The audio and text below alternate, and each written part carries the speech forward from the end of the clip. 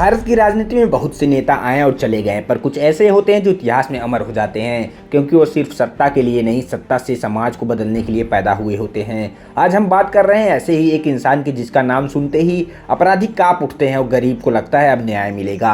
वो है योगी आदित्यनाथ। पर क्या आप जानते हैं कि ये बुलडोजर बाबा कभी एक साधारण लड़का थे? अजय सिंह बिष्ट।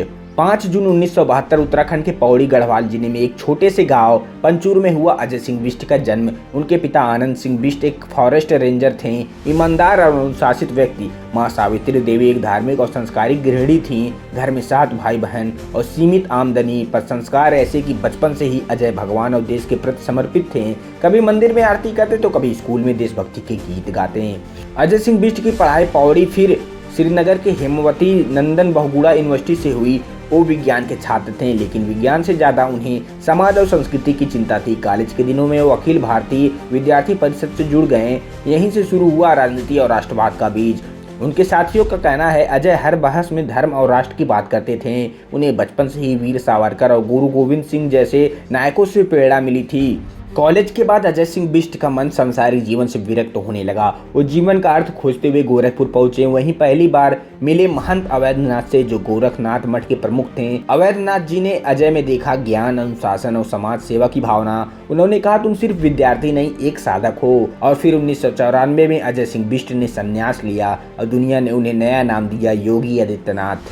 योगी जी ने मठ से समाज सेवा की शुरुआत की। गरीबों के लिए अस्पताल, गौशाला, शिक्षा केंद्र सब कुछ शुरू किया। वो हर दुखी व्यक्ति तक पहुंचते हैं। बिना राजनीति के सिर्फ सेवा भाव से ही लोग उन्हें महंत जी कहकर सम्मान देने लगे। धीरे धीरे उनका प्रभाव बढ़ता गया और गोरखपुर की जनता उन्हें अपना रक्षक मानने लगी। 1998 जब महंत अवैधनाथ जी ने उन्हें राजनीति में उतरने को कहा, युवक साधु ने जब चुनाव लड़ा, पूरा गोरखपुर उनके साथ था। सिर्फ 26 साल की उम्र में वो बने भारत के सबसे युवा सांसद। संसद में उनकी आवाज निडर और साफ थी। मैं हिंदुत्व की बात करता हूँ क्योंकि हिंदुत्व मानवता है। फिर क्या था, हर बार वो जीतते रहे और फिर लगातार 5 बार सांसद बने। लेकिन आसान नहीं था उनका सफर। कई बार जेल भी गए। विरोधियों ने उन्हें कट्टरवादी कहा, मगर उन्होंने कहा अगर धर्म और देश की रक्षा कट्टरता है तो मैं कट्टर हूँ। उनकी ये दृढ़ता ही उन्हें बाकी नेताओं से अलग बनाती है। लोगों के मन में बैठ गया, ये नेता नहीं एक तपस्वी है। साल 2017 उत्तर प्रदेश की राजनीति में परिवर्तन की आंधी चल रही थी और तभी बीजेपी ने एक ऐसा नाम चुना जिसे किसी ने कभी सोचा भी नहीं था,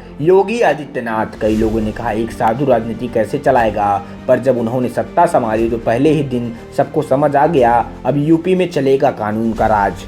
फिर शुरू हुआ वो दौर जिसे लोग आज भी बुलडोजर राज कहते हैं। गुंडों, माफियाओं, अपराधियों की कमर तोड़ दी गई। अवैध कब्जों पर बुलडोजर चला और जनता ने कहा अब डर नहीं भरोसा है। यूपी की सड़कों पर अपराध कम हुआ, शासन सख्त हुआ और देश भर में एक नया नाम छा गया, बुलडोजर बाबा। राजनीति के बीच योगी अपने मूल को नहीं भूलें। हर सुबह ध्यान, साधना, मंदिर की सेवा आज भी उनका हिस्सा है। उन्होंने कभी विवाह नहीं किया, कोई व्यक्तिगत संपत्ति नहीं रखा। वो कहते हैं मेरा परिवार 25 करोड़ यूपी वासी है। ऐसा नेता बहुत कम मिलते हैं जो सांसारिक सत्ता में रहकर भी संत बने रहते हैं। आज योगी आदित्यनाथ सिर्फ मुख्यमंत्री नहीं, एक प्रतीक हैं, अनुशासन, निडरता और त्याग के प्रतीक। उनकी कहानी हर उस युवा को प्रेरणा देती है जो गरीबी या कठिनाइयों से जूझ रहा है, क्योंकि अगर एक आम पहाड़ी लड़का देश का चेहरा बन सकता है तो कुछ भी असंभव नहीं। यही है योगी आदित्यनाथ की कहानी, जहां साधु भी है, नेता भी है और सबसे बढ़कर एक कर्मयोगी भी है। उम्मीद करता हूं वीडियो पसंद आया होगा। ऐसे ही वीडियो देखने के लिए चैनल को सब्सक्राइब जरूर करें। धन्यवाद दोस्तों।